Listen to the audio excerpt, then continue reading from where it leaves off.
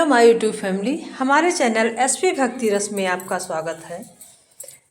इंदिरा एकादशी की आप सभी को ढेर सारी शुभकामनाएं। पितृपक्ष में पड़ने वाली यह एकादशी बहुत ही फलदायक है। इस दिन जो भी भावपूर्ण से यह व्रत करता है और कथा सुनता है, उसकी सभी मनोकामनाएं पूरी होती हैं और उस पर पितरों का आशीर्वाद होता है और पूरा साल खुशियों भरा बीतता है। आइए जानते हैं इंदिरा एकादशी कब है। इंदिरा एकादशी का व्रत 28 सितंबर 2024 को रखा जाएगा। पंचांग के अनुसार अश्विन कृष्ण एकादशी तिथि 27 सितंबर दोपहर 1:20 से शुरू होकर 28 सितंबर 2024 को दोपहर 2:49 तक रहेगी। इंदिरा एकादशी पर विष्णु जी की पूजा सुबह 7:42 से सुबह 9:12 का शुभ मुहूर्त है। इस दिन का उपवास करने से जाने अनजाने में हुए पापों से छुटकारा मिल जाता है और पूर्वजों को भी मुक्ति मिल जाती है। साथ ही पितरों को यमलोक की यातना का सामना नहीं करना पड़ता और आत्मा जन्म मरण के बंधन से मुक्त होकर मोक्ष को प्राप्त करती है। इंदिरा एकादशी का श्राद्ध करने से सन्यासियों और ऋषियों मुनियों को आशीर्वाद मिलता है। इस दिन जो भी प्रेम भाव से यह व्रत करता है और पौराणिक कथा सुनता है, उसके पितृ बहुत प्रसन्न होते हैं और सुख सौभाग्य प्रदान करते हैं। आइए सुनते हैं पौराणिक कथा पूरा जरूर सुनिएगा और प्लीज चैनल को लाइक शेयर सब्सक्राइब जरूर करिएगा। प्रभु की कृपा आप सब पर बनी रहे। इंदिरा एकादशी में जो कि पितृपक्ष में पड़ती है, इसका बहुत ही फलदायी महत्व है। इंदिरा एकादशी का संकल्प लेकर भगवान विष्णु की विधिवत पूजा की जाती है। साथ ही राजा ने पितरों का श्राद्ध किया, ब्राह्मण भोज और उनके नाम से क्षमता अनुसार दान पुण्य भी किया, जिसके परिणाम स्वरूप राजा के पिता को मुक्ति मिल गई और उन्हें मोक्ष की प्राप्ति हुई। इतना ही नहीं, राजा इंद्रसेन को भी मृत्यु के बाद वैकुंठ धाम की प्राप्ति हुई। यही वजह है कि आज भी लोग इस कथा को सुनते हैं और बिना कथा सुने यह व्रत पूर्ण नहीं होता। धर्मराज युधिष्ठिर कहने लगे कि हे भगवान, अश्विन कृष्ण पक्ष की एकादशी का क्या नाम है, इसकी विधि तथा फल क्या है, सो कृपा करके कहिए। भगवान श्री कृष्ण कहने लगे कि इस एकादशी का नाम इंदिरा एकादशी है। यह एकादशी पापों को नष्ट करने वाली है तथा पितरों को अधोगति से मुक्ति देने वाली है। हे राजन, ध्यान पूर्वक इसकी कथा सुनो। इसके सुनने मात्र से ही वायपेय यज्ञ का फल प्राप्त होता है। प्राचीन काल में सतयुग के समय में महिष्मति नाम की एक नगरी में इंद्रसेन नाम का एक प्रतापी राजा धर्म पूर्वक अपनी प्रजा का पालन करते हुए शासन करता था। वह राजा पुत्र पौत्र और धन आदि से संपन्न और विष्णु भगवान का परम भक्त था। एक दिन जब राजा सुखपूर्वक अपनी सभा में बैठा तो अचानक आकाश मार्ग से महर्षि नारद उतरकर उनकी सभा में आ गए। राजा उन्हें देखते ही हाथ जोड़कर खड़े हो गए और विनय पूर्वक आसन दिया और सम्मान पूर्वक बैठाया। सुख से बैठकर मुनि ने राजा से पूछा, राजन, आपने सतों अंग कुशलता पूर्वक तो हैं, तुम्हारी बुद्धि धर्म में है और तुम्हारा मन विष्णु भक्ति में तो रहता है। जी की बातें सुनकर राजा ने कहा कि कृपा करके मेरे राज्य में सब कुशल है तथा मेरे यहाँ यज्ञ कर्मादि सब शुभ काम होते रहते हैं। आप कृपा करके अपने आगमन का कारण हमसे बताइए। तब ऋषि कहने लगे, हे राजन, आप आश्चर्य देने वाले मेरे वचनों को सुने और इसे सुनकर आप अपना धैर्य बनाए रखिएगा। और मैं एक समय ब्रह्मलोक में यमलोक को गया। वहाँ श्रद्धा पूर्वक यमराज से पूजित होकर मैंने धर्मशील और सत्यवान धर्मराज की प्रशंसा की।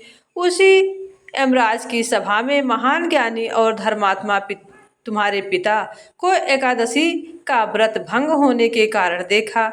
उन्होंने संदेशा दिया, सो मैं तुमसे कहने आया हूँ। उन्होंने कहा कि पूर्व जन्म में मैंने विघ्न हो जाने के कारण, एकादशी व्रत में विघ्न हो जाने के कारण मैं यमराज के निकट रह रहा हूँ। सो हे पुत्र, यदि तुम अश्विन कृष्णा इंदिरा एकादशी का व्रत मेरे निमित्त करो, स्वर्ग की प्राप्ति होगी। इतना सुनकर राजा कहने लगा कि हे महर्षि, आप इस व्रत की विधि मुझसे कहिए। नारद जी कहने लगे, अश्विन माह की कृष्ण पक्ष की 10वीं के दिन प्रातः काल श्रद्धा पूर्वक स्नान के निवृत्त होकर पुनः दोपहर को नदी आदि में जाकर स्नान करें।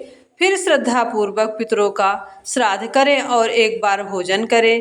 प्रातः काल होने पर एकादशी के दिन दातून करके स्नान करें। फिर व्रत के नियमों को भक्ति पूर्वक ग्रहण करता हुआ प्रतिज्ञा करें कि मैं आज संपूर्ण भोगों को त्याग कर निराहार एकादशी का व्रत करूंगा। हे प्रभु, हे महादेव, हे प्रभु, हे भगवान, मैं आपकी शरण में हूँ, आप मेरी रक्षा कीजिए। इस प्रकार नियम पूर्वक शालिग्राम की मूर्ति के आगे विधि पूर्वक श्राद्ध करके योग्य ब्राह्मणों को फलाहार का भोजन कराएं और दक्षिणा दें। पितरों के श्राद्ध से जो बच जाए उसको सूंध कर गौ को दे दे तथा धूप दीप गंध पुष्प नैवेद्य आदि सब सामग्री से ऋषिकेश भगवान की पूजा करें। रात में भगवान के निकट जागरण करें। इसके पश्चात द्वादशी के दिन पारण प्रातः काल होने पर भगवान का पूजन करके ब्राह्मणों को भोजन कराएं। भाई बंधुओं, स्त्री और पुत्र सहित आप भी मौन होकर भोजन करें। नारद जी कहने लगे कि हे राजन, इस विधि से यदि तुम आलस्य रहित होकर इस एकादशी का व्रत करोगे तो तुम्हारे पिता अवश्य ही स्वर्गलोक को जाएंगे। इतना कहकर नारद जी अंतर्ध्यान हो गए। नारद जी के कथानुसार राजा द्वारा अपने बांधवों तथा दासों सहित व्रत करने से आकाश से पुष्प की वर्षा हुई और उस राजा का पिता गरुड़ में चढ़कर विष्णुलोक को गया। राजा इंद्रदेव भी एकादशी के व्रत के प्रभाव से निष्कंटक राज्य करके अंत में अपने पुत्र को सिंहासन पर बैठाकर स्वर्गलोक को चले गए। हे युधिष्ठिर, यह इंदिरा एकादशी के व्रत का महात्म्य मैंने तुमसे कहा है। इसके पढ़ने और सुनने से मनुष्य सब पापों से छूट जाते हैं और इस प्रकार के भोगों को भोग कर वैकुंठ को प्राप्त होते हैं। इस प्रकार अगर आप सभी भक्तों ने कथा का श्रवण किया हो, हर पापों से मुक्ति मिलती है और प्रभु का आशीर्वाद मिलता है। इस दिन का उपवास करने से जाने अनजाने में हुई पापों से मुक्ति मिल जाती है और पूर्वजों को भी मुक्ति मिल जाती है। साथ ही पितरों को यमलोक की यातना का सामना नहीं करना पड़ता और आत्मा जन्म मरण के बंधन से मुक्त होकर मोक्ष को प्राप्त करती है। इंदिरा एकादशी का श्राद्ध करने से सन्यासियों और ऋषियों मुनियों को आशीर्वाद प्राप्त होता है। इस दिन जो भी यह कथा भावपूर्वक सुनता है, श्रवण करता है और विधि पूर्वक भाव भक्ति से यह व्रत करता है, उसकी सभी मनोकामनाएं पूरी होती हैं और पितरों का आशीर्वाद उस परिवार पर बना रहता है और साल भर पितृ प्रसन्न होते हैं और आशीर्वाद देके जाते हैं और उस घर पर पितरों की कृपा बनी रहती है और किसी भी समस्याओं का सामना नहीं करना पड़ता। पूरा साल खुशमय बीतता है और प्रभु की कृपा भी बनी रहती है।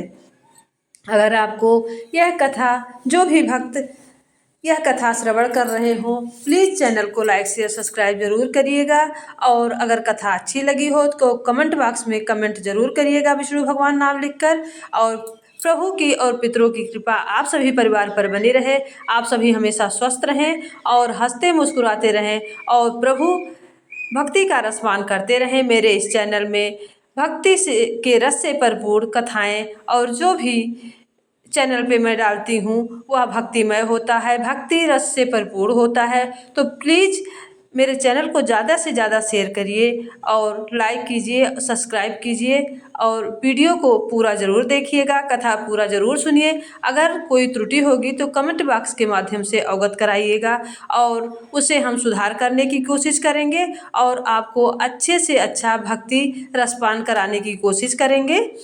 तब तक के लिए दूसरी कथा आपके लिए बहुत अच्छी से अच्छी रसमय कथा लेकर आएंगे। तब तक के लिए हमें आप छोटों को आशीर्वाद और बड़े हमें आशीर्वाद दे, बड़ों को प्रणाम।